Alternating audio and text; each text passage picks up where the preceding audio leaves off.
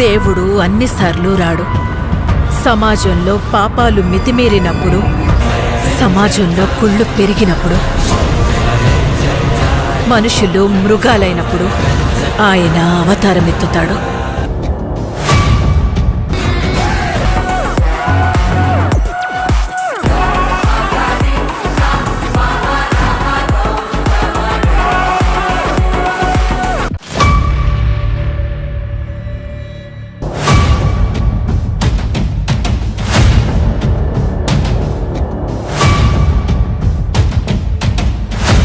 ఆ ఊరే ఒక మర్మమైన ఊరు.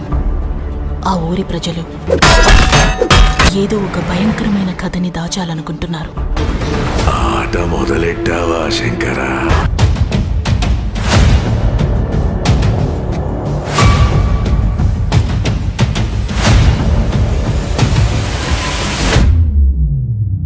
ఏదైనా ఈ నేల మీద ఉన్నప్పుడే చేసేయాల. పొడతా ఏటి మళ్ళీ ನಾರ್ತ್ ಡೈರೆಕ್ಷನ್ ಇಂದ 10 ಗಾಡಿಲಿ ಹೆವಿ ವೆಹಿಕಲ್ಸ್ ತಗೊಂಡು ಬರ್ತಿದ್ದಾರೆ ಸರ್.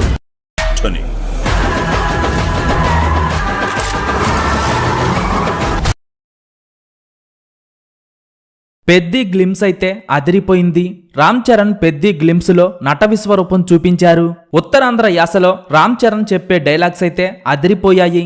ఆ వెంటనే పొలాల్లోంచి పరిగెత్తుకొస్తూ ధాన్యం బస్తాను చించి దానిని చేతికి గ్లౌజులు మాదిరిగా చుట్టుకొని చరణ్ బరిలో అడుగు పెట్టి బ్యాట్ తో బాల్ ను సిక్సర్ కొడతాడు. ఈ షాట్ అయితే జనాలకు మైండ్ పోతుంది. సింగిల్ షాట్ ను ఈ రేంజ్ లో చూసి చరణ్ ఫ్యాన్స్ అయితే పూనకాలతో ఊగిపోతున్నారు.